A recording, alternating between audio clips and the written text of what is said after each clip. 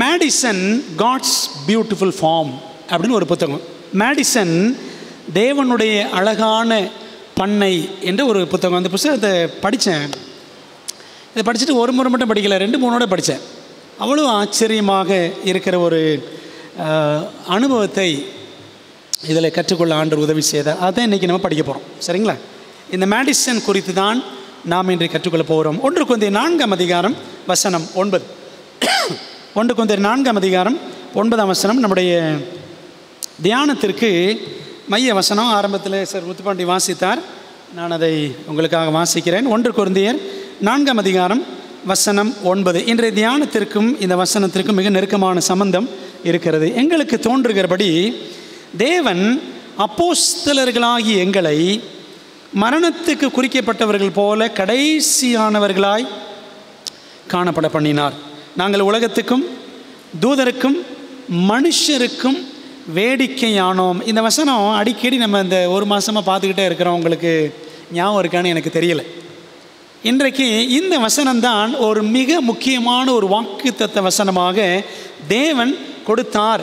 யாருக்கு கொடுத்தார், எதற்காக கொடுத்தார் என்பதை நான் படிக்க படிக்க நமக்கு விளங்கும். மேடிசன் என்பது அட்வென்டிஸ்ட் சரித்திரத்தில் பெரும்பாலானவர்கள் கேள்விப்பட்டிராத ஒரு மேன்மையான கல்வி நிறுவனம். 1938ஆம் வருஷத்தில் 1938 ரீடர்ஸ் டைஜஸ்ட் நம்ம கேள்விப்பட்டிருக்கோம்ல. ரீடர்ஸ் டைஜஸ்ட் ஒரு உலக புகழ் பெற்ற ஒரு பத்திரிகை. அந்த மாதாந்திர இதழில் 1938 மே மாதம் வந்த அந்த பத்திரிகையில் இந்த மேடிசன் என்ற ஒரு நிறுவனத்தை பற்றி அதனுடைய ஜெராக்ஸ் கையில் வச்சுருக்கிறேன். ரீடர்ஸ் டைஜஸ்டில் மே 1938 அதில் பார்த்தீங்கன்னா மேடிசன் செல்ஃப் சப்போர்ட்டிங் காலேஜ், தன்னிறைவு கல்லூரி அப்படின்னு சொல்லிட்டு ஒரு தலைப்பில் 105ஆம் பக்கத்தில் ஒரு கட்டுரை, 4 பக்கம் உள்ள கட்டுரை ஒன்று இருக்கிறது. செல்ஃப் சப்போர்ட்டிங் காலேஜ், தன்னிறைவு கல்லூரி. அந்த கல்லூரியின் பெயர் தான் மேடிசன் கல்லூரி அப்படின்னு படிக்கிறோம். நம்ம போக போக பார்க்கலாம். மேடிசன் கல்வி நிறுவனத்தின் மகத்தான வளர்ச்சியை கண்ட அட்வென்டிஸ்ட் தலைமையகம், நம்முடைய ஜெனரல் கான்ஃபரன்ஸ், அப்போது இதை போல பல கல்வி அமைப்புகள் உலகம் முழுவதிலும் நிறுவப்பட வேண்டும் என்று அட்வென்டிஸ்ட் விசுவாசிகளை ஊக்கப்படுத்தினார்கள். அந்த முயற்சியின் விளைவாகத்தான் இந்த மேடிசன், இதனுடைய விளைவாகத்தான் இதுக்கப்புறம் என்னெல்லாம் வந்துச்சுன்னு பார்த்தீங்கன்னா ASI, இன்றைக்கி அமெரிக்காவில் இன்றைக்கி இருக்குது ASI, Adventist layman services and industries என்ற அமைப்பும், அமெரிக்காவில் மிகப்பெரிய ஒன்றியமான சதர்ன் யூனியன், தெற்கு ஒன்றியம், உலகத்தில் 13 டிவிஷன் இருக்குது அப்படி தானே. அதில் ரிச்சஸ்ட் டிவிஷன், ரொம்ப பணக்கார டிவிஷன் எதுன்னு பார்த்தீங்கன்னா நார்த் அமெரிக்கன் டிவிஷன். இப்படிப்பட்ட அமைப்புகள் உருவாவதற்கு அஸ்திமாரமாக இருந்த ஒரு கல்வி நிறுவனம் தான் எது? மேடிசன் என்பது நமக்கு அறிவிக்கப்படாத ஒரு வேதனைக்குரிய விஷயம். அது என்ன மேடிசன்? இந்த மேடிசன் என்பது யாருடைய பெயரும் கிடையாது. இது ஒரு கல்வி நிறுவனம். அந்த நிறுவனம், அந்த கல்வி நிறுவனம் உருவாக்கப்படுவதற்காக வாங்கப்பட்ட இடம் 414 ஏக்கர் நிலம். அந்த நிலம் இருந்த இடம்தான் மேடிசன். அமெரிக்காவில் டென்னசி என்ற இடத்துல ஒரு பகுதி தான் மேடிசன். அங்கே தான் இந்த நிலம் வாங்கப்பட்டது. ஆகவே இந்த இடப்பெயர் தான் காலப்போக்கில் அந்த கல்வி நிறுவனத்தின் பெயராக பிரபலம் அடைந்தது. மேடிசன் ஸ்கூல் அப்படின்னு சொல்லுவாங்க, மேடிசன் பள்ளி என்று நம்முடைய முன்னோடிகள் இந்த நிறுவனத்திற்கு பெயரிட்டு அழைத்தார்கள். அதனுடைய அஃபிஷியல் நேம், மிஷனில் அதுக்கு என்ன பேர் அப்படின்னு பார்த்தீங்கன்னா Nashville agricultural and normal institute, நானி அப்படின்னு சொல்லுவாங்க. Nashville agricultural and normal institute. இதுதான் பிற்பாடு மேடிசன் ஸ்கூல், அப்புறம் மேடிசன் காலேஜ் என்று அது உருவானது. இந்த காலேஜை பற்றி எனக்கு யாருமே சொல்லியே கொடுக்கல, ஒருத்தரும் சொல்லி கொடுத்ததே கிடையாது. ஆண்டவர் கிருபையில் ஒரு 2 புத்தகங்கள் கிடச்சி. அந்த சொன்னையில் ஒரு ஆண்டி வந்து 2 புக்கு கொடுத்தாங்க. இது ஒரு புத்தகம். அப்புறம் இன்னொரு புத்தகம், profiles of Madison college pioneers, Madison கல்லூரி முன்னோடிகளினுடைய வரலாறு அப்படின்னு ஒரு புத்தகம் கொடுத்தாங்க. படித்தேன், ரொம்ப ஆச்சரியமாக இருந்துச்சு. ஆண்டவர் நம்முடைய திருச்சபையை எப்படியெல்லாம் ஆசீர்வதித்து அந்த காலத்தில் வழிநடத்தி இருக்கிறார், இந்த காலத்தில் நமக்கு இதில் என்ன பாடம் அடங்கி இருக்கிறது என்று நாம் என்ன செய்யணும்? ஜெபத்தோடு படிச்சுக்கலாம். ஜெபம் பண்ணலாமா? எங்கள் நல்ல தகப்பனே, உம்முடைய வருகைக்கு சற்று முன்பாக காத்திருக்கிற எங்களுக்கு ஆண்டவரே, நீர் வைத்திருக்கிற ஆச்சரியமான பாடங்களை, அனுபவங்களை நாங்கள் எங்கள் மனக்கண்கள் திறந்து கற்றுக்கொள்ள வேண்டிய ஒரு கட்டாயத்தில் நாங்கள் இருக்கிறோம் ராஜா. தகப்பனே, இந்த திருச்சபை, மீதமான திருச்சபை, தேவன் உருவாக்கின ஆச்சரியமான திருச்சபை, இதனுடைய பின்னணி சரித்திரத்தை நாங்கள் படித்து கொண்டிருக்கிறோம். இந்த மாபெரும் கிருபைக்காக உமக்கு நன்றி செலுத்துகிறோம். இந்த நாளிலும் மேடிசன் என்ற ஒரு கல்வி நிறுவனத்தை குறித்து நாங்கள் படிக்கும் பொழுது ஆண்டவரே, எங்களுக்கு விசேஷமான ஞானத்தை புரிந்து கொள்ளுகிற கிருபையை எங்களுக்கு தாரும். எங்களோடு பேசும் ஆண்டவரே, கர்த்தாவை சொல்லும்படியாரில் கேட்கிறோம். நீர் பெருகவும் நாங்கள் சிறுகவும் உதவி செய்யும். இயேசுவின் மூலம் ஜெபிக்கிறோம் நல்ல பிதாவே, ஆமென். இந்த மேடிசன் என்ற கல்வி நிறுவனத்தை ஸ்தாபித்தவர்கள் 4 முக்கியமானவர்கள், 4 முக்கியமான நபர்கள். நிறைய பேர் காரணம், அதனுடைய வளர்ச்சிக்கும் எழுச்சிக்கும் அநேகர் காரணம் என்றாலும் மிக முக்கியமானவர்கள் 4 பேர். இந்த 4 பேர் பாருங்களேன். Number 1, E.A. Sutherland, Edward Alexander Sutherland. 2வது P.T. மெகன் அப்படின்னு சொல்லுவாங்க, P.T. மேகன் அல்லது பெர்சி டில்சன் மேகன் என்று சொல்லுவார்கள். 3வது எலன் ஒயிட், நமக்கு தெரிந்த நபர். 4வது நெல்லி ட்ரூயில்லர்ட் என்ற பெண்மணி. ஸோ 2 ஆண்கள் 2 பெண்கள் அப்படின்னு பார்க்குறோம். இவர்கள் தான் மிகவும் முக்கியமானவர்கள் இந்த மேடிசன் கல்வி ஸ்தாபனம் நிறுவப்படுவதற்கு. இந்த இடத்தை வாங்கிறதுக்கு ஒரு பயணம் மேற்கொண்டார்கள். நிலம் தேடி ஒரு நீர்வழி பயணம். ஜூன் 9ஆம் தேதி 1904 வியாழக்கிழமை காலையில் எலன் ஒயிட்டுடைய மகன், 2வது மகன் யார் அப்படின்னா ஜேம்ஸ் எட்சன் ஒயிட். அவர் வந்து ஆண்டவர் விட்டு வெளியே போனவர், திரும்ப ஆண்டவர் விட்டு அற்புதமாக வந்துட்டார். அவர் ஒரு கப்பல் ஒன்றை உருவாக்கி, எலன் ஒயிட்டுடைய 2வது மகன் ஜேம்ஸ் எட்சன் மார்னிங் ஸ்டார் அப்படின்னு ஒரு கப்பலை உருவாக்கி, அதை பற்றிலாம் ஏற்கனவே உங்களுக்கு நான் சொல்லியிருக்கிறேன், படமெல்லாம் போட்டு காமிச்சிருக்கேன். இன்றைக்கி அந்த படம் போட சற்று தவறிவிட்டேன், பொறுத்து கொள்ளுங்கள். மார்னிங் ஸ்டார் என்ற ஒரு கப்பலை உருவாக்கி, ஒரு போட்னு சொல்லலாம், ஒரு பெரிய படகை, 2 அடுக்கு படகை உருவாக்கி, அந்த படகு மூலமாக அமெரிக்காவில் இருக்கக்கூடிய சதர்ன் ஸ்டேட்ஸ், தென் மாகாணங்கள்னால் அதாவது ஆப்பிரிக்கன்ஸ் இருக்கக்கூடிய ஒரு பகுதிகள், சரிங்களா, கருப்பர்கள் இருக்கிற பகுதி. ஸோ இந்த பகுதிகளில் போய் ஊழியம் செய்யணும்னு சொல்லிட்டு ஜேம்ஸ் எட்சன் ஒயிட் ஒரு படகை உருவாக்கி கிட்டத்தட்ட 10 ஆண்டுகளாக அந்த படகுலேயே குடும்பம் நடத்தி நிறைய ஊழியக்காரர்களை வச்சு ஊழியம் செஞ்சார். பிரியமானவர்களே, அப்போ அந்த மிஷனரி கப்பலில் எலன் ஒயிட் மற்றும் இந்த ஜேம்ஸ் எட்சன் ஒயிட், சதர்லேண்ட், இப்போ பார்த்தோம்ல சதர்லேண்ட், ஜேம்ஸ் எட்சன் ஒயிட், இப்படி ஒரு 6 பேர் உட்பட மொத்தம் 10 பேர் என்ன செய்கிறாங்க, தங்கள் பயணத்தை நீர்வழி பயணமாக அவர்கள் மேற்கொள்ளுகிறார்கள்.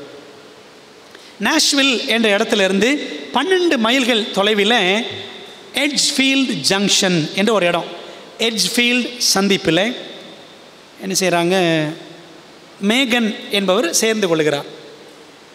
ஜேம்ஸ் எட்சன் அமெரிக்காவின் தென் மாகாணங்களில் இந்த ஆப்பிரிக்கன்ஸ் மத்தியில், அந்த காலத்தில் ஆப்பிரிக்காவிலேருந்து நிறைய கருப்பர்களை கொண்டு வந்து அமெரிக்காவில் அடிமைகளாக வைத்து பஞ்சு தொழிற்சாலைகளில், காட்டன் ஃபேக்ட்ரிஸில் அவங்கள அடிமைகளாக வச்சு படாது பாடுபடுத்தி கொடுமைப்படுத்தி அவங்கள வேலை வாங்கினாங்க, சரிங்களா. ஸோ இந்த கருப்பர்களை விடுவிக்கணும் என்பதற்காகத்தான் யார் போராடினா, அமெரிக்க ஜனாதிபதி ஆப்ரஹாம் லிங்கன் போராடினார், சரிங்களா. இதெல்லாம் வரல. நம்முடைய திருச்சபை உருவான அந்த காலகட்டம், அதே காலகட்டத்தில் தான் ஆபிரகாம் லிங்கனும் 16ஆம் ஜனாதிபதியாக அமெரிக்காவிலே அவர் பணியாற்றினார். அவர் எதுக்கு பிரசிடெண்ட் ஆனாருன்னா, எப்படியாகிலும் இந்த கருப்பின ஜனங்களை அந்த அடிமைத்தனத்திலிருந்து விடுவிக்கணும் என்ற அந்த ஒரு நோக்கத்துக்காகத்தான் அவர் பிரசிடெண்ட்டே ஆனார். அப்படி தான் சரித்திரம் சொல்லுது.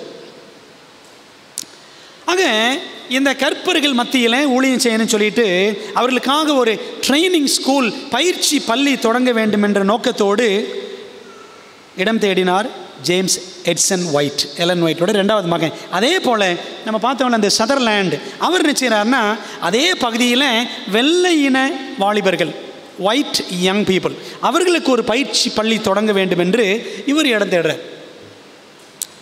அப்படி போகிற வழியில் மேடிசன் என்ற இடத்துக்கு அருகில் எட்ஜ்ஃபீல்டு சந்திப்பு, அந்த இடத்துல கப்பல் பழுது அடைந்து விடுகிறது. சரி, இந்த கப்பலை ரெடி பண்ணுங்க அப்படின்னு சொல்லிட்டு அந்த சமயத்தில் எலன் ஒயிட் என்ன செய்கிறாங்க, பக்கத்தில் ஒரு நிலம் இருக்குன்னு கேள்விப்பட்டுட்டு அந்த நிலத்தை பார்க்கறதுக்கு போகிறாங்க. அந்த நிலத்தை ஏற்கனவே சதர்லேண்ட் பார்த்திருந்தார், ஆனால் அவருக்கு அந்த இடம் பிடிக்கலை.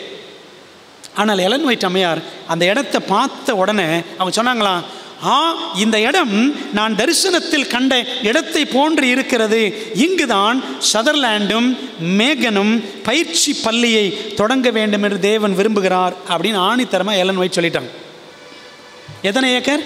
414 ஏக்கர் பரப்பளவு கொண்ட அந்த நிலம் ஒரு வயதான தம்பதிக்கு சொந்தமான நிலம். நெல்சன் ஃபெர்குசன் என்ற ஒரு தம்பதி, நெல்சன் என்ற கணவர், ஃபெர்குசன் என்ற மனைவி, இவங்களுடைய நிலம்தான் அந்த நிலம். அதனுடைய விலை எவ்வளோன்னு பார்த்தீங்கன்னா $12,000. பிற்பாடு $13,000 விலை உயர்ந்து விடுகிறது. அப்போது சதர்லேண்ட் என்ன செய்கிறாரு, பெரியன் ஸ்ப்ரிங்ஸ் என்ற இடத்துல அவருடைய அத்தை இருக்கிறாங்க, நெல்லி ட்ரூயிலர். நம்ம பார்த்ததில் ஒரு 4 படங்கள், அந்த மேலே இருக்கிற அந்த அம்மா சதர்லேண்டோடைய அத்தை. அந்த மாதிரி நல்ல ஒரு பணக்கார பெண்மணின்னு வச்சுக்கோங்களேன். அப்போ அந்த அத்தையை பார்த்து, அத்தை எனக்கு கொஞ்சம் பணம் கொடுங்க, இந்த மாதிரி ஒரு இடம் வாங்கணும் ஊழியத்துக்குன்னு சொல்லிட்டு அவர் சொல்கிறார். முதல்ல அந்த அம்மா மறுத்தாலும் பிற்பாடு இடத்தை அவங்களும் பார்த்துட்டு பணம் தருவதற்கு நெல்லி என்ற பெண்மணியும் சம்மதம் தெரிவித்தார். ஜூன் 22 புதன்கிழமை, சரிங்களா, $12,723 அந்த நிலம் வாங்கப்படுவதற்கு கையெழுத்தானது. இன்னும் 10 நாட்களிலே மீதி தொகையை கொடுப்பதாக சொல்லி முதல் தொகையாக அட்வான்ஸ் அமௌண்ட் என்ன செய்கிறாங்க, $5,000 கொடுத்து, செக் கொடுத்து சொந்தக்கார இடத்துல இருந்து அந்த நிலத்தை என்ன செய்கிறாங்க, டாக்குமெண்ட்டை வாங்குகிறாங்க. இப்படித்தான் அந்த மேடிசன் நிலம் வாங்கப்பட்டது. இந்த இடத்துல தான் மேடிசன் ஸ்கூல், சர்ச் ஸ்கூல், திருச்சபை பள்ளி அந்த இடத்துல உருவானது. அந்த காலத்திலலாம் சர்ச் ஸ்கூல் அப்படின்னு சொல்லுவாங்க, சரிங்களா. இந்த நிறுவனம் முன்னோடியாக உருவான ஒரு நிறுவனம், ஒரு அட்வென்டிஸ்ட் நிறுவனம். அதே டேட்டில் ஜூன் 22 புதன்கிழமை 1904 அதே தினத்தில், அந்த நிலத்தை வாங்கின அந்த தினத்தில் எலன் ஒயிட் சொன்னாங்களாம், நெல்லி ட்ரூயிலர் என்ற பெண்மணி இடத்துல என்ன சொன்னாங்க பாருங்கள், இந்த வாலிபர்களுக்கு, யார், சதர்லேண்ட், மேகன், இந்த 2 பேருக்கும் நீங்கள் ஆதரவு கொடுத்தால் தேவன் உம்மை வாழ வயது உள்ளவர் ஆக்குவார்.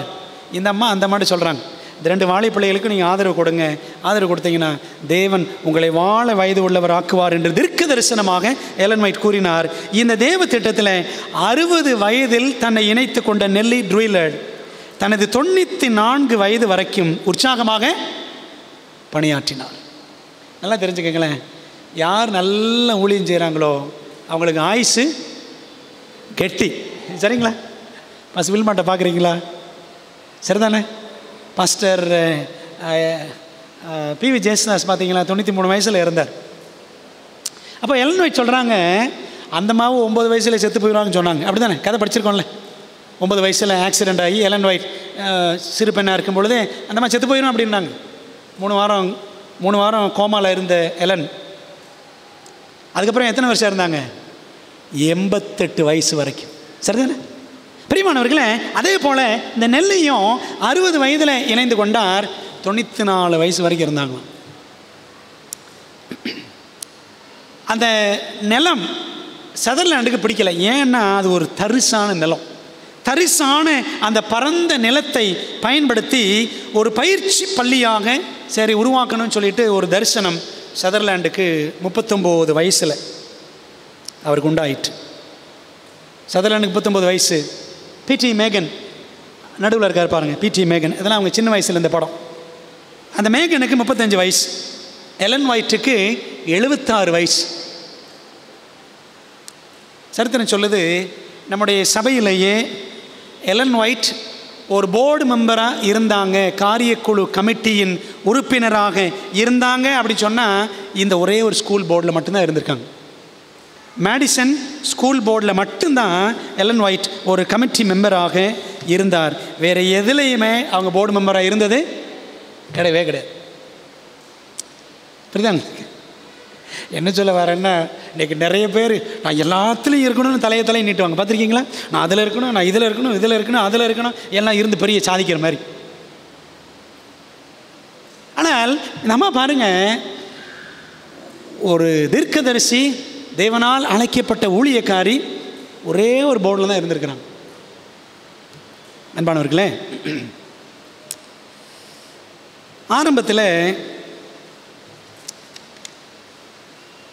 ஆரம்பத்தில் அந்த நிலத்தை வாங்குவதற்கு சதர்லாண்ட் மேகன் 2 பேர் எவ்வளவோ தயங்கினார்கள், மறுத்தார்கள். ஆனால் எலன் ஒயிட் சொன்னாங்களாம், பிள்ளைகளே, இந்த நிலத்தை நான் வாங்க உதவுவதற்கு எத்தனை தூதர்கள் கிரியை செய்தார்கள் என்பது உங்களுக்கு தெரியவே தெரியாது. இந்த லேண்டை வாங்கிறதுக்கு எத்தனை ஏஞ்சல்ஸ் வேலை செஞ்சுருக்காங்கன்னு உங்களுக்கு தெரியாது. இந்த நிலத்தை ஆண்டவர், இந்த படத்தில் கூட அப்படித்தான் இருக்குது பாருங்களேன். இந்த நிலம் ஒரு ஏஞ்சல் அங்கே இருக்கிற மாதிரி ஒரு படம் இதில் இருக்குது. தேவதூதர்கள் இந்த நிலம் அட்வென்டிஸ்ட் சபைக்கு சொந்தமாகணும்னு சொல்லிட்டு தேவதூதர்கள் இந்த நிலத்தை பத்திரப்படுத்தி வச்சுருந்தாங்களாம். இதெல்லாம் உங்களுக்கு தெரியாது அப்படின்னு எலன் ஒயிட் சொன்னாங்க. அன்பான தேவ பிள்ளைகளே, பரலோக வரைபடத்தின்படி, காட்ஸ் ப்ளூ பிரிண்ட், தேவனுடைய திட்டத்தின்படி உருவான இந்த கல்வி திட்டத்திற்கு தேவன் எலன் ஒயிட் மூலமாக ஒரு வாக்குத்தத்தம் கொடுத்திருந்தார். இந்த மேடிசன் ஸ்கூல் உருவாக்கத்தில் அவன் கொடுத்த வாக்குத்தத்தம் தான் 1 கொரிந்தியர் 4:9. அந்த வாக்குத்தத்தம் எப்படிங்க முடியுது? நாங்கள் உலகத்துக்கும் தூதருக்கும் மனுஷருக்கும் வேடிக்கையானோம்.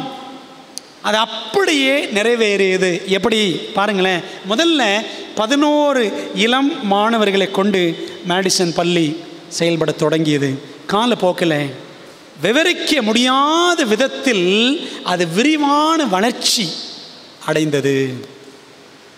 அந்த வளர்ச்சி எப்படிப்பட்ட வளர்ச்சின்னு பார்த்தீங்கன்னா, அகிலம் தழுவிய அபார வளர்ச்சி, உலகம் முழுவதற்கும் பறந்து விரிந்த ஒரு வளர்ச்சியாக அந்த கல்லூரி, அந்த ஸ்கூல், அப்புறம் கல்லூரியாகி அந்த வளர்ச்சி அடைந்து, அந்த காலத்தில் காலேஜை கூட ஸ்கூல்னு தான் சொல்லுவாங்க. சரிங்களா?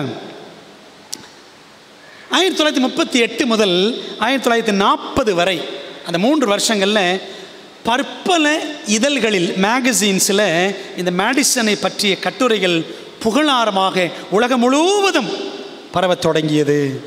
காரணம் என்னவென்றால், என்ன காரணம் தெரியுமா?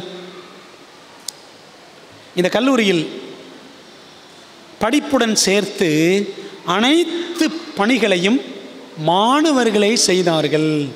படிப்பு மட்டுமல்ல, இதில் இருக்கு பாருங்கள், ரீடர்ஸ் டைஜஸ்டில் போட்டிருக்கு, Madison's curriculum includes 27 campus industries run by the students to support the college and themselves. 27 தொழிற்கூடங்கள் காலேஜுக்குள்ளே இருந்துச்சான். என்னென்னு பாருங்களேன், அந்த லிஸ்ட்டை பார்க்கலாமா? வளாகத்தினுள் 27 வகையான தொழில்துறைகள் இருந்தன. விவசாயம், பால் பண்ணை, பெருக்குமாறு உற்பத்தி, சோயாபீன் தயாரிப்புகள், கட்டடப்பணி, மருத்துவ பணி, தரை விரிப்புகள் தயாரிப்பு துறை, கார்பெட் இண்டஸ்ட்ரி, வாகன பழுது நீக்கும் துறை, மெக்கானிக்கல் இண்டஸ்ட்ரி, புகைப்படத்துறை, உலோகப் பட்டறை, குழாய் சீரமைப்பு துறை, பிளம்பிங் இண்டஸ்ட்ரி, தச்சு வேலைத்துறை, கார்பென்ட்ரி, செருப்பு செப்பனிடும் துறை, வெண்ணெய் பாலாடை கட்டி தயாரிப்பு துறை, டெய்ரி, சமையல் கலை, தையல் கலை, தோட்டக்கலை, கால்நடை பராமரிப்புத்துறை, சொல்லிக்கிட்டே போகலாம். இவ்வளவு இருந்துச்சான். பிரியமானவர்களே, இந்த மேடிசனில் பணிபுரிந்த உணவு ஆராய்ச்சியாளர்கள் 200 வகையான சோயாபீன்களை பரிசோதித்து அதன் மூலம் 30 வகை வித்தியாசமான ருசிகரமான உணவுகளை தயாரித்தார்கள். அந்த தயாரிப்புகள் மூலமாக வருஷத்துக்கு $60,000 வருமானம். $60,000 அப்போவே. இப்போ $1,000 எடுத்துக்கிட்டிங்கன்னா எவ்வளோ தெரியுமா? இப்போ $1,000னா 85,000 ரூபா. $1,000னா 84,000 rupees. அப்போவே $60,000 வருஷம் இந்த உணவு தயாரிப்பு மூலமாக. அது போக காலை உணவு வகைகள், காஃபிக்கு பதிலான பானம் சோயா காஃபி, இறைச்சிக்கு பதிலான உணவு வகைகள் என விதவிதமான வித்தியாசமான உலகத்தரம் வாய்ந்த ஊட்டச்சத்து மிக்க உண்பதற்கு இனிய எளிதில் செரிமானமாகிற சைவ உணவு வகைகள் மேடிசனின் உணவுத்துறையில் உற்பத்தி செய்யப்பட்டன. மேலே பாருங்களேன், தொடர்ந்து இந்த மேடிசன் இன்ஸ்டிடியூஷன்ஸ் இதெல்லாம் அந்த படங்கள் என்னென்ன துறைகள், தொழில் துறைகள் உள்ளே இருந்தன அப்படின்னு ஒரு ஓவரால் வியூ நீங்கள் பார்த்துக்கலாம். உள்ளுக்குள்ளே 120 கட்டடங்கள் இருந்துச்சான். 90 ஏக்கரில் 120 கட்டடங்கள். கல்லூரி கட்டடம், சுகாதார மையம், சானிட்டேரியம், வீடுகள், விடுதிகள், நூலகம், படுக்கை கூடங்கள், டாமிட்டரிஸ் என மாணவர்களால் கட்டப்பட்ட, மாணவர்களும் ஆசிரியர்களும் சேர்ந்து கட்டின 120 கட்டடங்கள் 90 ஏக்கர் பரப்பளவில் பரம்பி கிடந்தன. சரிங்களா? மேலும் பாருங்களேன், 3000 ஆப்பிள் மற்றும் பீச் என்னும் பழ மரங்கள் இருந்தன. 60 ஏக்கர் காய்கறி தோட்டம், 70 ஏக்கர் பழத்தோட்டம், செடிகள் வளர்க்க பயன்படும் 2 கண்ணாடி வீடுகள், கிரீன் ஹவுஸ்ன்னு சொல்லுவாங்க பார்த்தீங்களா, 2 கண்ணாடி வீடுகள் என மேடிசன் ஒரு பசுமை பூங்காவாக காட்சியளித்தது.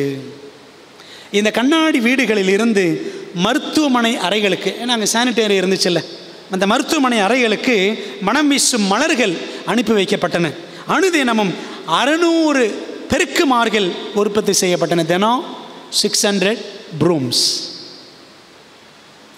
அதுக்காகவே 25 ஏக்கர் நிலம் பயன்பாட்டில் இருந்தது. எதுக்கு? இந்த தென்னை மரங்களுக்கு வச்சுக்கோங்களேன், அப்படி சொல்லிக்கலாம். வருஷந்தோறும் படிப்பு முடித்த 25 முதல் 30 பட்டதாரிகள் மேடிசனில் இருந்து மிகச்சிறந்த மருத்துவமனைகளுக்கு எடுத்துக்கொள்ளப்பட்டார்கள். மேடிசனில் படித்தவங்களா நாங்கள் எங்கே ஹாஸ்பிட்டலுக்கு எடுத்துக்கிறோம் அப்படின்னு நினச்சி வாங்கலாம். படித்து முடிக்கிறதுக்கு முன்னாடியே அந்த மாணவர்களை புக் பண்ணிடுவாங்களாம். இதில் மிகுந்த ஆச்சரியமான விஷயம் என்னன்னு பார்த்தீங்கன்னா, இந்த மேடிசன் கல்வி நிறுவனம் பொதுமக்களிடமிருந்து எந்த நிதியோ, ஈவன் அரசாங்கத்திலிருந்து கூட எந்த நிதியோ நன்கொடையோ சேகரிக்காமல் ஆசிரியர்களும் மாணவர்களும் இணைந்து உழைத்து கட்டடங்களை கட்டினார்கள். இதில் படித்தேன், ரொம்ப ஆச்சரியமாக இருந்துச்சு. இந்த ரீடர்ஸ் டைஜஸ்டில் பார்த்தீங்கன்னா, பிள்ளைகள் என்ன செய்யணுமா, அதில் படிக்கிற மாணவ மாணவிகள் 5 மணி நேரம் வேலை, 5 மணி நேரம் படிப்பு. 5 மணி நேரம் வேலை, 5 மணி நேரம் படிப்பு. எத்தனை வருஷம்? 4 வருஷம். பிரியமான தேவ பிள்ளைகளே, இப்படி எல்லாரும் ஒன்றாக உழைத்து இந்த நிறுவனம் வளர்ச்சி அடைந்தது. தினம் 5 மணி நேரம் படிப்பு, 5 மணி நேரம் வேலை செய்யணும். டிஃப்ரெண்ட் இண்டஸ்ட்ரீஸில், வித்தியாசமான தொழில்துறைகளில். நிலங்கள், இப்படி எல்லாரும் சேர்ந்து உழைத்து தான் நிலங்கள் மற்றும் சாதனங்களை வாங்கினார்கள். அப்போது அதனுடைய மதிப்பு அப்போவே எவ்வளோன்னு பார்த்தீங்கன்னா $5,20,000. அந்த ஹோல் அமைப்போட மதிப்பு $5,20,000. நிலத்தை வாங்கினப்போ எவ்வளோ? $12,000 தான். சரி தானே? $12,723 தான்.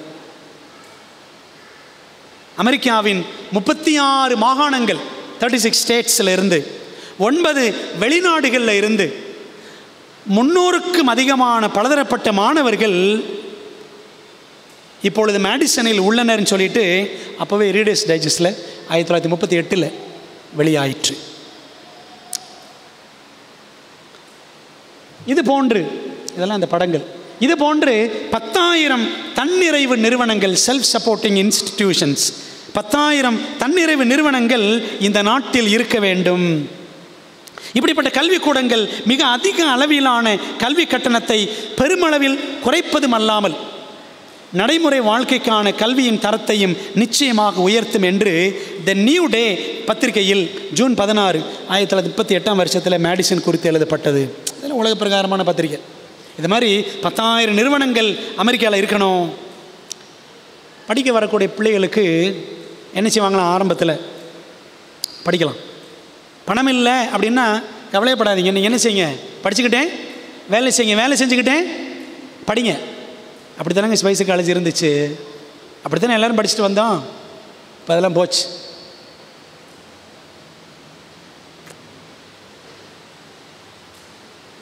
இந்த ரீடர்ஸ் டைஜஸ்டில் இந்த மேடிசனை பற்றி வெளிவந்ததுக்கு பிற்பாடு என்னாச்சு தெரியுமா? ஏராளமான விண்ணப்பங்கள், விசாரணை கடிதங்கள் வந்து குவிந்தன. ரீடர்ஸ் டைஜஸ்டில் மேடிசன் பற்றிய கட்டுரை வெளியான பிற்பாடு மேடிசன் கல்லூரிக்கு வந்த விண்ணப்பங்கள் எத்தனை? 5,000 விண்ணப்பங்கள், 20,000க்கும் அதிகமான விசாரணை கடிதங்கள் மலை போல் வந்து குவிந்தன. ஏன்னா இங்கே படிக்கிற பிள்ளைகளை நிறைய மருத்துவமனைகளுக்கும் எடுத்துக்கிட்டாங்க. சரிங்களா? அப்போது சதர்லாண்டை பார்த்தாராம், ஐயோ இவ்வளோ பேர் வர்றாங்களே, இவ்வளவு கடிதங்கள் வந்திருக்கு, இவ்வளோ விண்ணப்பங்கள் வந்திருக்கு, என்ன செய்கிறது அப்படின்னு சொல்லிட்டு அவர் இன்னும் தன்னை தகுதிப்படுத்திக் கொள்வதற்காக என்ன பண்ணாராம், இதில் போட்டிருக்கு பாருங்களேன். So for 4 years, this energetic educator, யார், Sutherland, ran Madison while taking courses at Vanderbilt and the University of Tennessee. Finally, at the age of 50, he obtained his MD. 50 வயசில் MD படித்தாராம் சதர்லாண்ட். சரிங்களா? டாக்டர் ஆஃப் மெடிசன், டாக்டருக்கு படிச்சிருக்கிறார் 50 வயசில். பிரியமான தேவ பிள்ளைகளே, India, Africa, துருக்கி, சீனா, Russia மற்றும் எல்லா இடங்களிலுமிருந்தும் விண்ணப்பங்கள் வந்த வண்ணமாக இருந்தன. விண்ணப்பித்தவர்களில் அநேகர் யார் தெரியுமா?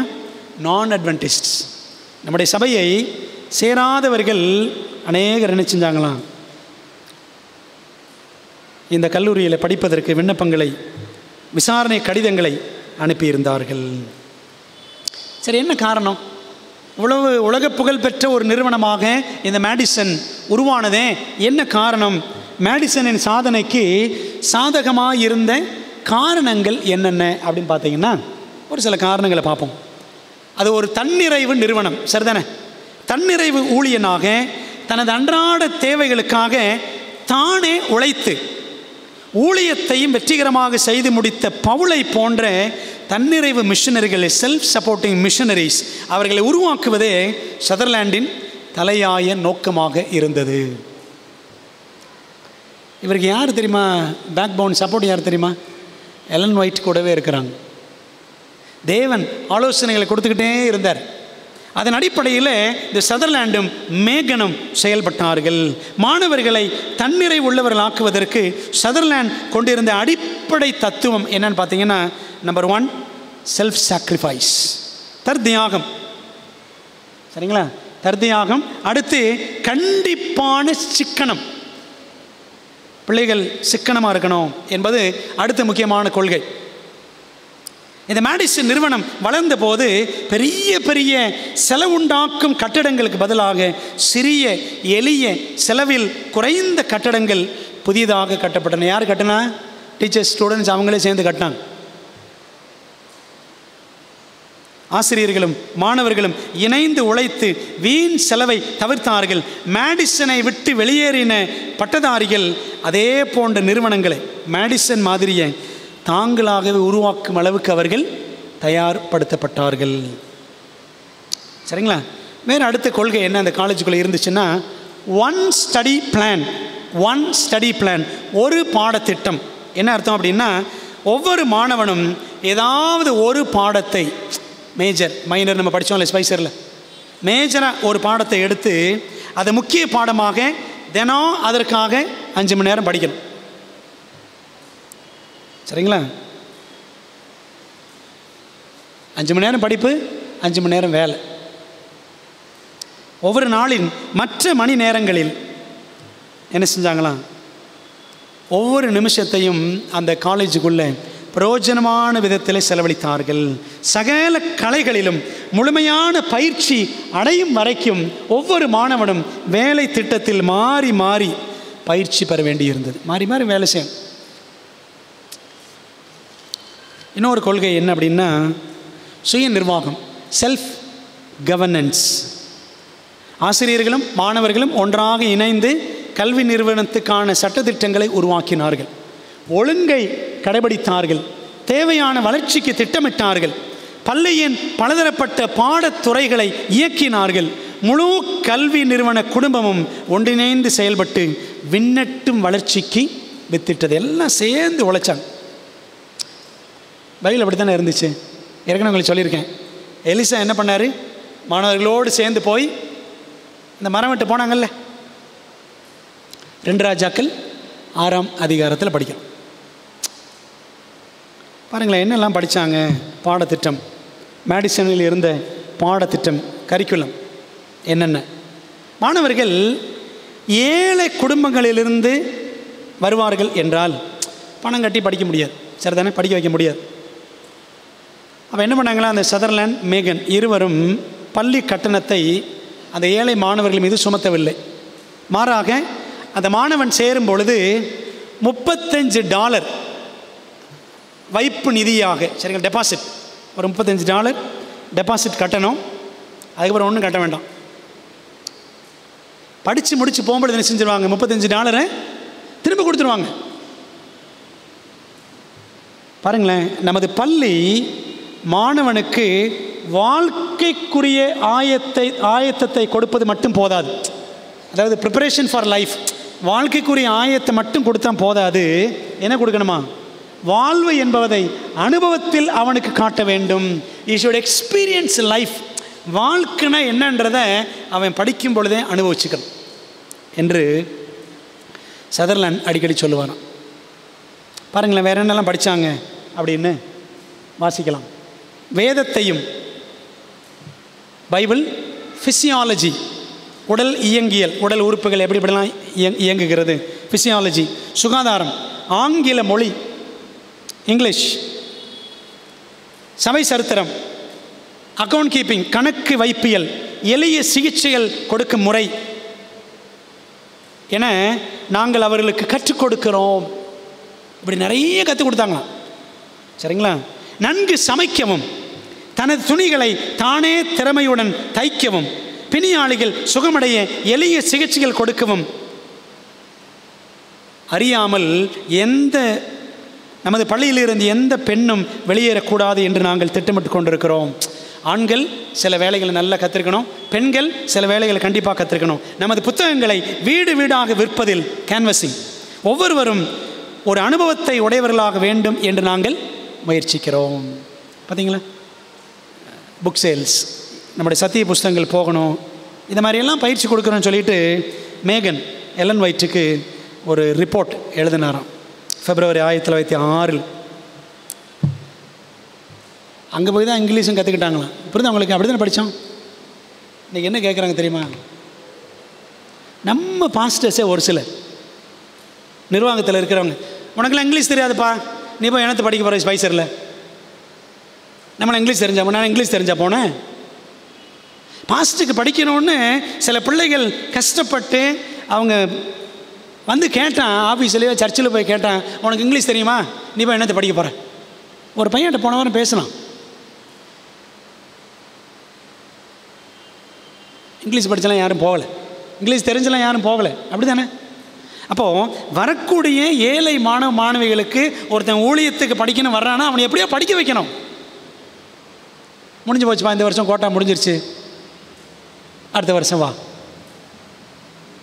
அதுக்குள்ளே அவன் ஆஃப் ஆயிடுவான். அப்படி தானே? அவன் ஆவியை அணைஞ்சு போயிடும். பிரியமானவர்களே,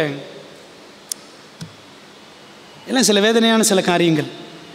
சரி, தொடர்ந்து படிக்கலாம். ஆரம்பத்தில் திருமதி நெல்லி, அந்த நெல்லி ட்ரூயிலர்ட் என்ற ஒரு பெண்மணி இருந்தாங்கல்ல, செவிலியர் பயிற்சி மற்றும் நீர் சிகிச்சை பயிற்சிக்கென 1 வருட பாடத்திட்டத்தை துவக்கி 1 இயர் கோர்ஸ் தொடங்குறாங்க.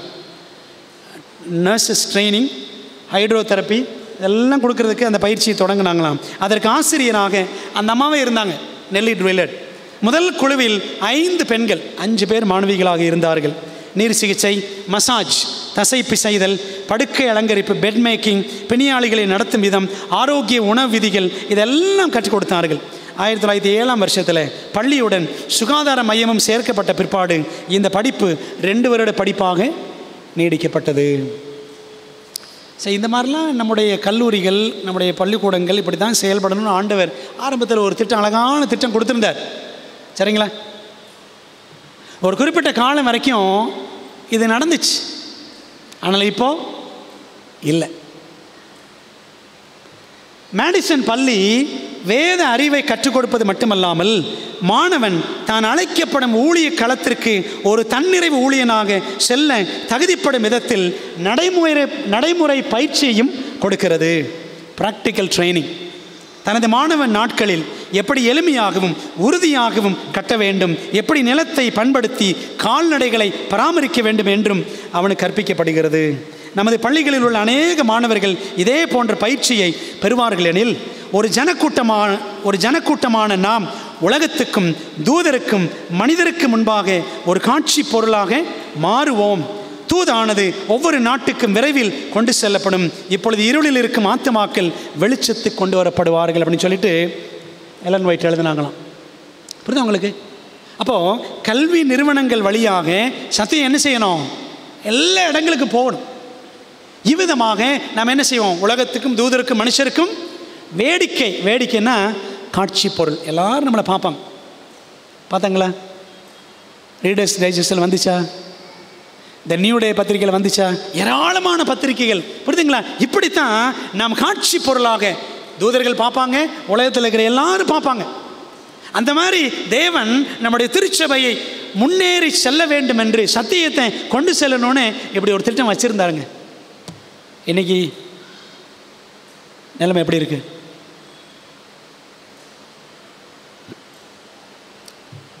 சில உதாரணங்கள் தொடர்ந்து பார்த்தீங்கன்னா, ஏதேனும் 2 தொழில்களில் மாணவர்கள் 2 தொழில்களில் நன்கு தேர்ச்சி பெற்றிருந்தால்தான் அவங்க என்ன செய்ய முடியும்? கிராஜுவேஷன் அவங்களுக்கு நடக்கும், பட்டம் கொடுக்கப்படும், பட்டதாரிகள் ஆவார்கள். அந்த 2 தொழில் கற்றுக்கிட்டு தான் வெளியில் போக முடியும் அந்த 4 வருஷ படிப்பில். ஆனால் 2 தொழில் இல்லைங்க. மேடிசன்லேருந்து வெளியே போகிறவங்க நினச்சி வாங்கலாம், பல தொழில்கள் கற்றவர்களாக வெளியில் போவாங்களாம். சில உதாரணங்கள் அவங்களோட சொல்லி நான் முடிக்க விரும்புகிறேன். இந்த மேடிசனை பற்றி கேள்விப்பட்டு சில தனிநபர்கள் அடைந்த அனுபவ சாட்சிகளை, ஒரு 2 சாட்சிகளை சொல்லப்படும். மேடிசன் சுகாதார மையத்தின் சிகிச்சைகள் மூலமாக ஈர்க்கப்பட்டு அந்த முழு நிறுவனத்தையும் காண ஓடோடி வந்தவர்கள் அநேகர். அவர்கள் புகழ்ந்துரைத்த வார்த்தைகளும் ஆச்சரியமானது. பார்க்கலாமா? அமெரிக்க கல்வித்துறையில் இருந்த கமிஷனருடைய சாட்சி பாருங்களேன். 1913ஆம் வருஷம் 1913 அந்த ஆண்டின் பிற்பகுதியில் நாஷ்வில் என்ற இடத்துல இருந்து ஒரு பெண்மணி மேடிசன் சுகாதார மையத்துக்கு நோயாளியாக வர்றாங்க, சிகிச்சைக்காக வர்றாங்க. அந்த அம்மா ஒரு லைப்ரரியன், சரிங்களா, நூலக அலுவலர். மேடிசன் கல்வி நிறுவனத்தை கண்டு பிரமிப்படைந்தார். சில மாதங்களுக்குள்ளே அந்த பெண்மணி கல்யாணம் ஆச்சு. யாரை கல்யாணம் பண்ணுறாங்கன்னா, அந்த அமெரிக்காவினுடைய கல்வித்துறை ஆணையர் டாக்டர் பிபி கிளாக்ஸ்டன். அவர் படத்தை பாருங்களேன், இவர் தான் அவர். இவரை அந்த அம்மா கல்யாணம் பண்ணுறாங்க. அந்த அம்மா எங்கே வந்தாங்க? மேடிசனுக்கு ட்ரீட்மெண்ட்டுக்கு வந்தாங்க, லைப்ரரியன், சரிங்களா. அந்த அம்மா பேர் வந்து மேரி ஹேனா ஜான்சன் அவங்க பேர். அவங்க இவரை கல்யாணம் பண்ணுறாங்க. கல்யாணம் பண்ணிவிட்டு தேன்நிலவுக்கு போகணும்ல, தேன்நிலவு போவாங்கல்ல, ஊட்டி கொடைக்கானல்லாம் போவாங்கல்ல, அந்த மாதிரி என்ன பண்ணாங்க தெரியுமா? இவங்க எங்கே போனாங்க தெரியுமா? மேடிசனுக்கு போனாங்களாம். தேன்நிலவுக்கு ஹனிமூன் டு மேடிசன். மேடிசனுக்கு அவர்கள் தேன் நிலவு சென்றார்கள். என்ன ஆச்சரியம் பாருங்களேன். அங்கே போய் அதை சுற்றி பார்த்த ஆணையர், அந்த ஆணையர் சுற்றி பார்த்துட்டு அவர் சொன்னார் பாருங்களேன், பல நாடுகளில் பல பள்ளிகளை நான் பார்த்திருக்கிறேன், ஆனால் இதை காட்டிலும் மிகவும் சுவாரஸ்யமான பள்ளி வேற எதுவும் இல்லை. நான் எத்தனையோ பள்ளிக்கூடங்களை பார்த்துருக்கேன். அவர் கமிஷனர்ல, எஜுகேஷனல் டிபார்ட்மெண்ட் கமிஷனர் அவர் அமெரிக்காவில். எத்தனையோ பள்ளிக்கூடங்களை பார்த்துருக்கேன் பல நாடுகளில். ஆனால் இந்த மாதிரி ஒரு இன்ட்ரெஸ்டிங் ஸ்கூல் நான் பார்த்ததே கிடையாது. மிக கொஞ்சமான பணம் கொண்டு மிக அதிகமாக சாதித்திருப்பதை வேறெங்கும் நான் காணவில்லை. பள்ளிக்கு தேவையான கட்டடங்கள் மற்றும் அதன் ஆக்கப்பூர்வமான விரிவாக்கத்திற்காக அவசியமான சாதனங்களை வழங்குவதற்கு மிகவும் சிறிய அளவிலான தொகையை முதலீடு செய்து மிகவும் பெரிய அளவில் செய்து முடிக்கிற இது போன்ற வேறொரு இடத்தையும் நான் அறியேன். கொஞ்சமாக இன்வெஸ்ட் பண்ணி பெரிய லெவலில் வளர்ந்துருக்காங்களே, இந்த மாதிரி நான் பார்த்தது கிடையாது. இங்கே மாணவர்களும் ஆசிரியர்களும் இயக்குநர்களும் இணைந்து உழைத்து ஒரு தன்னிறை உள்ள ஜனநாயகமான டெமோக்ராட்டிக் எல்லாம் ஒன்றா சேர்ந்து வேலை செய்கிறாங்க. கல்வி சார்ந்த சமுதாயமாக காணப்படுகின்றனர். கல்வியாளர்கள் மற்றும் மானிட பற்றுடையவர்களின் கனவுகளின் எதிர்பார்ப்புகளின் ஒரு நிறைவேறலாக இருக்கிற இது போன்ற ஒரு பள்ளி இருப்பதாக எனக்கு தெரியவில்லை. இந்த மாதிரி ஒரு ஸ்கூல் எங்கேயுமே நான் பார்க்கல அப்படின்ட்டார். பாருங்களேன், சொல்லுங்கள். எலன் ஒயிட் ஒரு வாக்குத்தத்தம் கொடுத்தாங்க. என்ன வாக்குத்தத்தம்? 1 Corinthians 4:9. நடந்துச்சா நடக்கலையா? நடந்துச்சா நடக்கலையா? நடந்துச்சு. உலகத்தான் சொல்லிட்டு போனாங்க, இந்த மாதிரி ஸ்கூலை நான் பார்த்ததில்லை அப்படின்னு.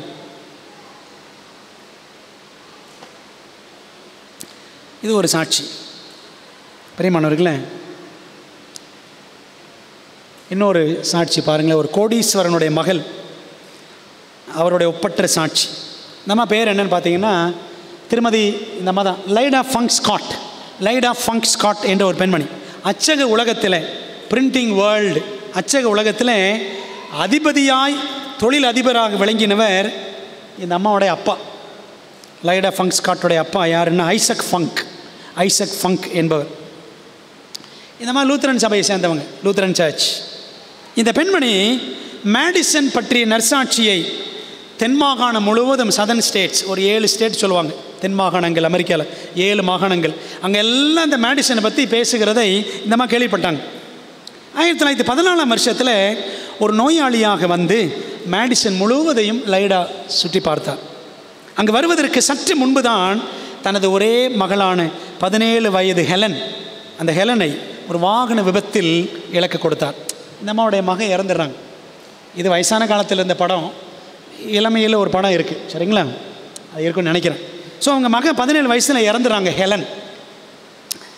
மேடிசன் வளாக நண்பர்களுடைய அன்பும், அங்கே மேடிசனுக்குள்ளே போயிட்டாங்கல்ல, அங்கே இருந்தவர்கள் காட்டின அந்த நண்பர்கள் காட்டின அன்பு, பராமரிப்பு, நட்பு இந்த பெண்மணியை கவர்ந்து இழுத்தது. அது முதல் தன்னுடைய மரண நாள் மட்டும் 30 ஆண்டுகளாக தன் வாழ்வை மேடிசன் முன்னோடிகளோடு இணைத்து கொண்டு மேடிசனின் கல்வி பணியை, மருத்துவ பணி, எல்லா பணிகளையும் முன்னேற்றமடை செய்வதற்கு இந்த அம்மா உதவியாக இருந்தாங்களாம். எந்த church? Lutheran church. Lida Funk Scott. இந்த அம்மா ஒரு செல்வச்சீமாட்டி, பெரிய பணக்கார பெண்மணி. செல்வச்சீமாட்டியாய் வளர்ந்திருந்த அந்த பெண் மேடிசன் போன்று பல புதிய கல்வி நிறுவனங்கள் உருவாக தனது பணத்தை தாராளமாக கொடுத்தார். இந்த அம்மா மரிப்பதற்கு 20 வருஷங்களுக்கு முன்பாகவே $10 லட்சம் அதிகமான மதிப்புடைய தனது சொத்து முழுவதையும், $10 லட்சம் சொத்து முழுவதையும் மேடிசன் மற்றும் அதன் கிளை நிறுவனங்களுக்கு என்று எழுதி கொடுத்தார்.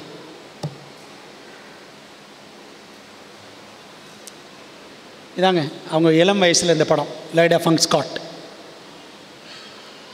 இந்த அம்மாவுக்கு ஒரு வழக்கறிஞர், இந்த மேடிசன் காலேஜுக்குன்னு ஒரு லாயர் இருந்தார். அவர் பேர் செசில் சிம்ஸ் என்பவர். அவர் லைடா கிட்ட சொன்னாராம். என்ன சொன்னார்?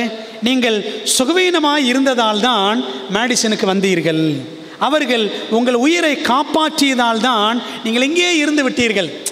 உங்களுக்கு சுகவீனம், அதனால தான் இங்கே வந்தீங்க.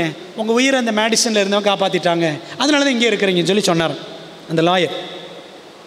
ஆனால் அந்த அம்மா என்ன சொன்னாங்க தெரியுமா? இல்லை, நான் மேடிசனிலேயே இருந்து விட்டதற்கு அது காரணம் கிடையாது, என்னை காப்பாற்றிட்டாங்க அதுக்காக கிடையாது.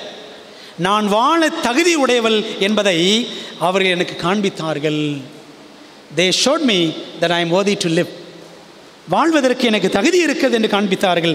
அதனால் தான் நான் இருந்து விட்டேன் அப்படின்னு அந்த அம்மா சொன்னாங்க.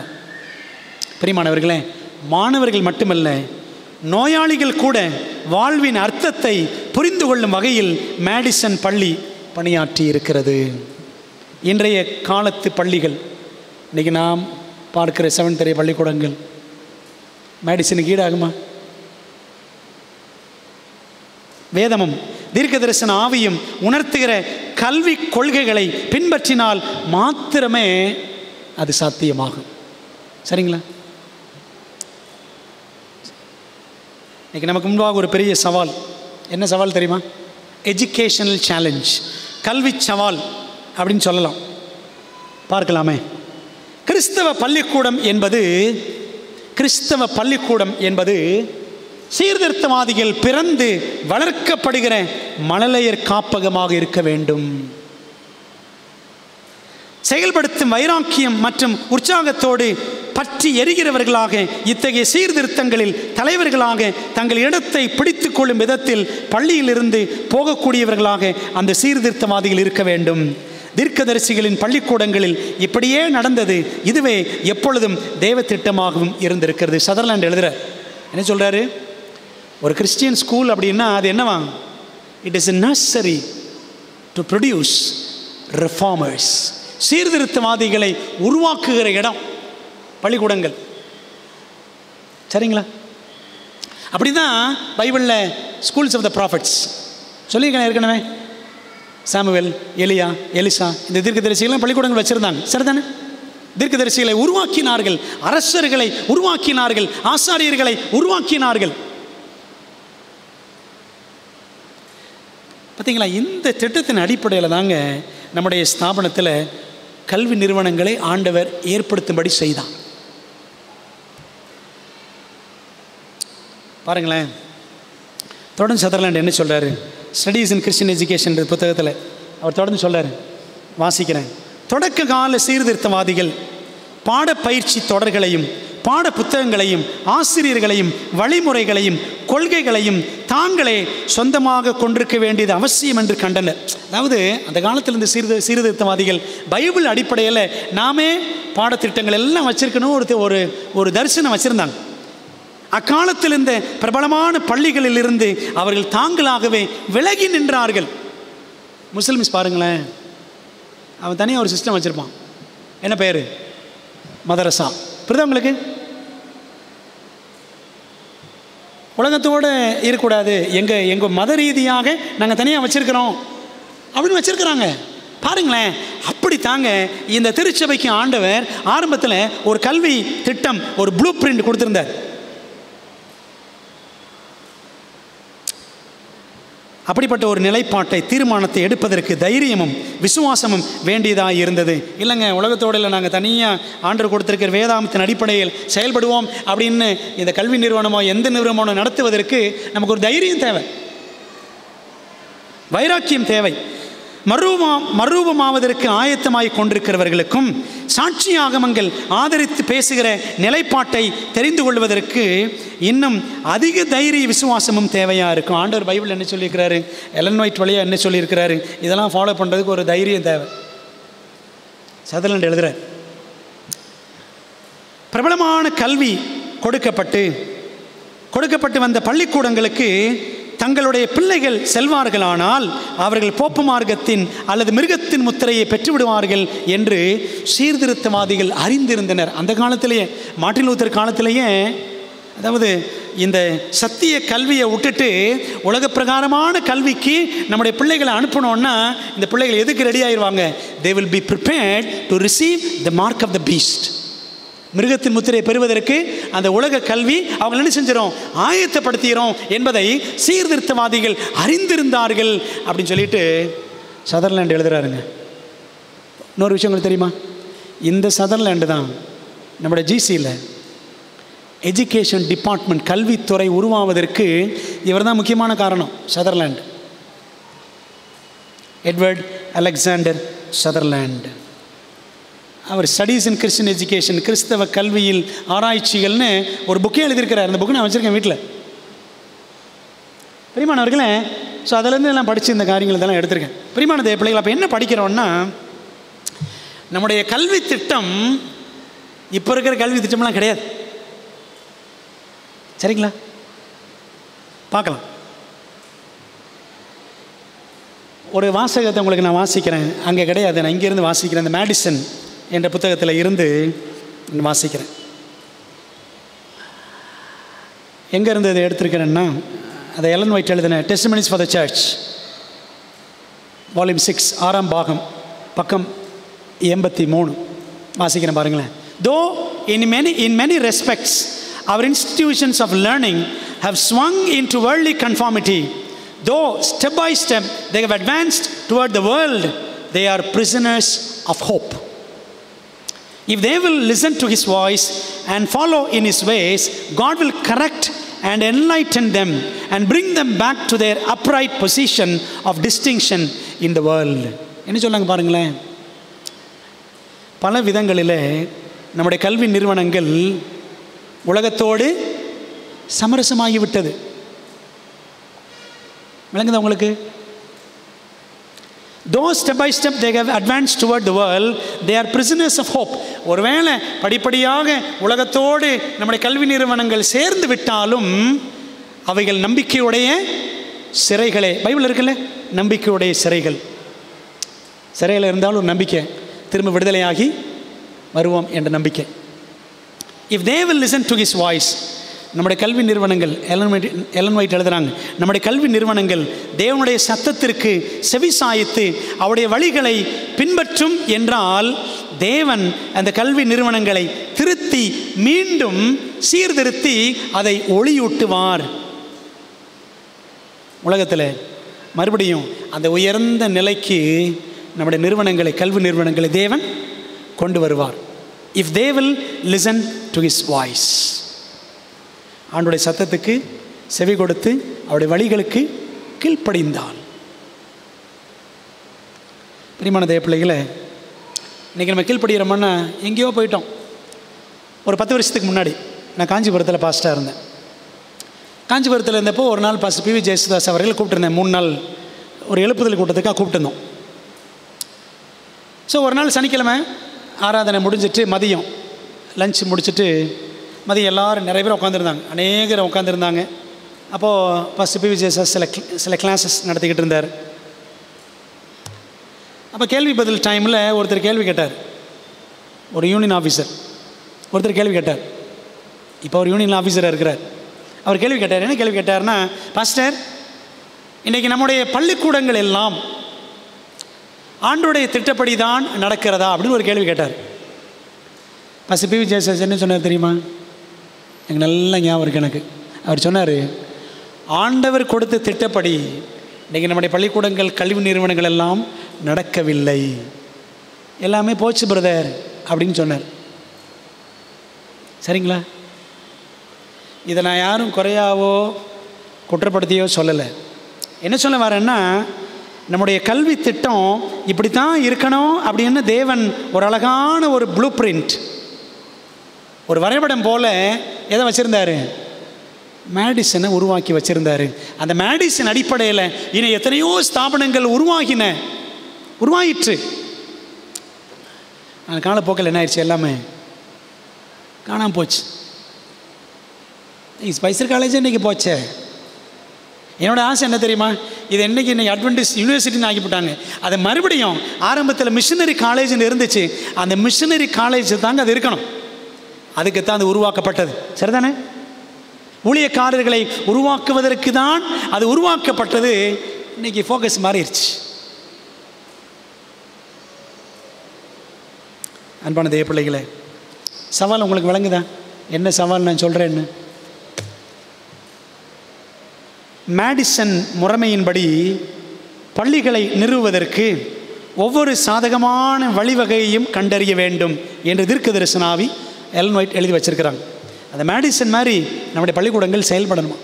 அப்படி தான் இருந்துச்சு ஸ்பைசர் காலேஜ், அப்படி தான் இருந்துச்சு லவரி. இன்னைக்கெல்லாம் மாறிடுச்சு, எல்லாம் பிஸ்னஸ் ஆகிடுச்சு. அதன்படி செயல்பட சீர்திருத்தவாதிகளுக்கு இருந்தது போன்ற தைரியமும் விசுவாசமும் நமக்கு அவசியமாக இருக்கிறது. புரியுதா உங்களுக்கு? ஆண்டவர் ஒரு திட்டம் கொடுத்துருக்கிறாரு. அந்த திட்டத்தின் அடிப்படையில் செயல்படுவதற்கு தைரியம் தேவை, விசுவாசம் தேவை.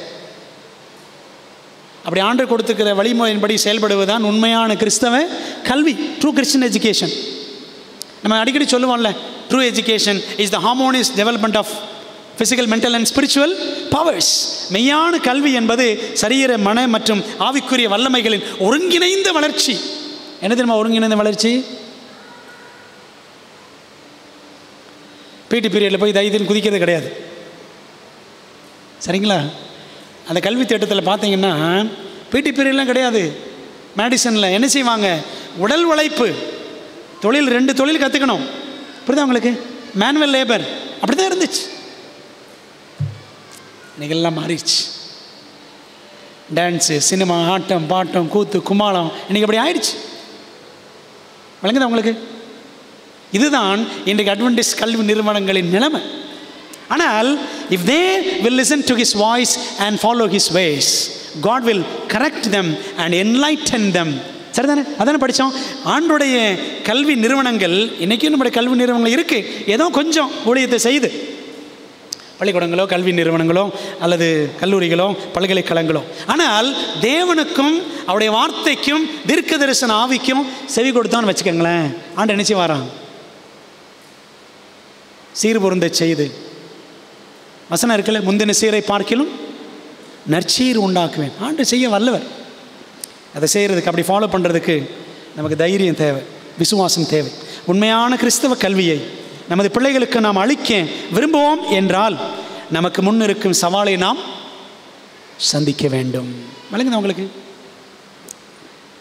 இன்றைக்கி அப்படிப்பட்ட கல்வி தான் தேவன் நமக்கு கொடுத்திருந்த திட்டம், கல்வி திட்டம். அதுதான் கொஞ்சமாவது நம்ம பிள்ளைகளுக்கு அதை சொல்லிக் கொடுக்க நம்ம என்ன செய்யணும்? பிரயாசப்படணும். உங்களுக்கு புரிஞ்சிருக்குன்னு நினைக்கிறேன். ஆண்டவர் கண்டிப்பாக புரிய செய்வார். இந்த கல்வி நிறுவனங்களில், நம்முடைய கல்வி நிறுவனங்களில் எலன் ஒயிட் எழுதினது பாடத்திட்டத்தில் பார்த்திங்கன்னா பைபிள் தான் முக்கியமான இடம். பைபிள் தான் அடிப்படை புத்தகம், சரிங்களா? இதை வச்சு தான் மற்ற எல்லா பாடங்களும் படிக்கணும், இதை வச்சு தான் கணக்கு படிக்கணும், இதை வச்சு தான் சயின்ஸ் படிக்கணும். அப்படிலாம் இருந்துச்சு அந்த காலத்தில். இன்றைக்கெல்லாம் மாறிடுச்சு. இன்றைக்கி பரிணாம கொள்கையை படிச்சுட்டு இருக்கிறோம், அப்படி தானே? பள்ளிக்கூடங்களில் பரிணாம கொள்கை நிலைமை மாறிடுச்சு. ஆனால் தேவன் எல்லாவற்றும் சீர்பொருந்த செய்ய வல்லவராக இருக்கிறார். ஆண்டோட ஒப்பு கொடுப்போம். இன்றைக்கி நாம் வாழக்கூடிய இந்த நாட்களில் நாம் வேதாகமத்தை கருத்தாக படித்து நம்முடைய பிள்ளைகளுக்கு வேதாகம அடிப்படையில், அவங்க ஒரு வேளை அவங்க நம்ம பள்ளிக்கூடங்களில் உலக பிரகாரமான கல்வியை படிக்கிறாங்களே, சரி படிக்கட்டும். ஆனால் பைபிளை கரெக்டாக பிள்ளைகளுக்கு என்ன செய்யணும்? கற்றுக் கொடுக்கணும்.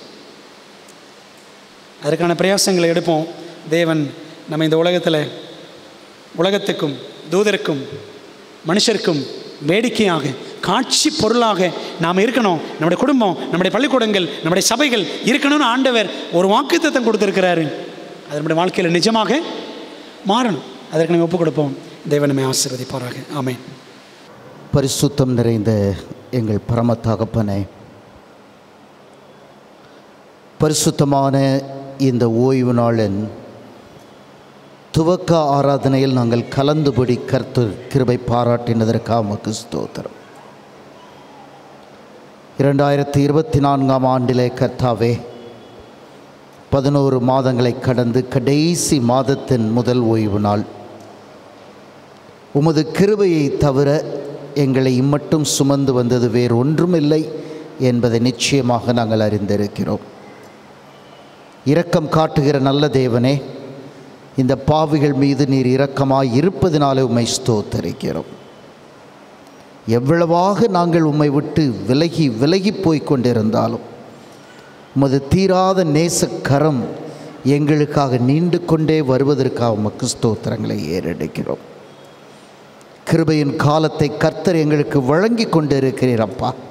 அதனால் நடமாடிக்கொண்டிருக்கிறோம். முடிவின் விளிம்பில் நின்று கொண்டிருக்கிறோம் என்பதை நாங்கள் உணர கர்த்தர் எங்களுக்கு கிருபை செய்வீராக. ஆண்டவரே, திருச்சபையின் முன்னோடிகள் ஒவ்வொருத்தருக்காக உமக்கு ஸ்தோத்திரங்களை ஏறெடுக்கிறோம். அவருடைய ஜீவியம், அவருடைய சாட்சி, அவருடைய அர்ப்பணிப்பு அனைத்திலிருந்தும் நாங்கள் எண்ணிலடங்காத பாடங்களை கற்றுக்கொண்டு இருக்க வேண்டிய அவசியம் இருக்கிறதப்பா. கற்றுக்கொள்வதோடு நிறுத்தி விடாமல் கற்பவைகளின்படி நாங்கள் எங்கள் வாழ்க்கையை நடத்துவது அவசியமாயிருக்கிறது. கர்த்தாவே, மேடிசன் போன்ற ஒரு கல்வி நிறுவனம் திருச்சபைக்கு ஈவாக கொடுக்கப்பட்டது என்பதை அநேகர் அறிந்திருக்க வாய்ப்பில்லை அப்பா. பிசாசானவன் அதை மறைத்து வைத்தான் என்பதை நாங்கள் காண்கிறோம். அன்பின் தகப்பனே, குறை சொல்வதற்காக அல்லப்பா, ஒரு மேன்மையான நோக்கத்தோடு இந்த மீதமான திருச்சபையை கர்த்தர் ஸ்தாபித்தீர், கட்டினீர், தாங்கினீர், சுமந்து வருகிறீர் அப்பா. திசை மாறி நாங்கள் போவதற்காக அல்ல, திசை மாறாமல் பரலோகத்தை நோக்கி நாங்கள் செல்வதற்காக, பரலோக கல்வியை இந்த உலகத்திற்கு நாங்கள் கொடுப்பதற்காக, எங்களோடு சேர்த்து இந்த உலகத்தின் மக்களை நாங்கள் பரலோகத்திற்கு நேராக வழிகாட்டும்படியாக இந்த நோக்கங்கள் மறைந்து போயிருப்பதை கண்டு வேதனைப்படுகிறோம் ஐயா. உம்முடைய சமூகத்தில் எங்களை சம்பூர்ணமாய் ஒப்புக் கொடுக்கிறோம். தேவனே, உமக்கு பிரியமான விதத்தில் எங்கள் வழிகள் மாற கர்த்தர் கிருபை செய்ய வேண்டும் என்று கெஞ்சுகிறோம். ஒவ்வொரு முன்னோடியின் வாழ்க்கை எங்களுக்கு ஒரு எச்சரிப்பின் செய்தி என்பதையும் நாங்கள் அறிந்திருக்க வேண்டும் அப்பா. இந்த நாளிலே கர்த்தாவே, உம்முடைய பிள்ளைகள் செய்த அரும்பெரும் காரியங்களை குறித்து உம்முடைய தாசனின் வழியாக எங்களுக்கு நீர் இடைத்து சொன்னீர். உமக்கு நன்றி. உண்மைதான் ஆண்டவரே, இந்த உலகத்தில் நாங்கள் வேடிக்கை பொருளாகத்தான் இருக்க வேண்டும். உலகத்தோடு நாங்கள் இசைவாக இருப்பது உம்முடைய திட்டமே இல்லை. அன்பன் தகப்பன், எங்களை சீர்படுத்தும்படி எங்களை ஒப்புக் கொடுக்கிறோம். மொத்தமாக மாறும் என்பது ஒருவேளை எங்களுடைய சிந்தனைக்கு எட்டாத விஷயமாக இருக்கிறது. ஆனால் எங்கள் தேவனால் கூடாத காரியம் ஒன்றும் அல்ல. ஒவ்வொருவரும் அவருடைய உள்ளத்தை கர்த்தருடைய கரத்தில் ஒப்பு கொடுத்து, இனி நான் அல்ல ஆண்டவரே, நீர் என் ஜீவியத்தில் பெருக வேண்டும் என்று சொல்வோம் என்றால் அத்தகைய அற்புதமான மாற்றம் நிச்சயமாக நடக்கும். ஆண்டவருடைய கரத்தில் எங்களை தாழ ஒப்பு கொடுக்கிறோம். இரவு நேரம் எங்களுடைய இருப்பிடங்களுக்கு நாங்கள் கலைந்து செல்லும் பொழுது அன்பின் தேவன் எங்களை பத்திரமாக எங்களுடைய இடங்களுக்கு அழைத்து செல்லும்படி கெஞ்சுகிறோம். சுகமான உறக்கத்தை தாரும், இளைப்பாறுதலை தாரும், சரீர பலத்தை தாரும்.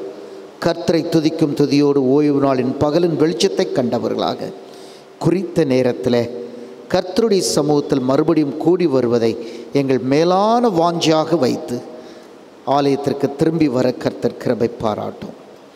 பாவங்கள், குற்றங்கள், குறைகளை மன்னியும்.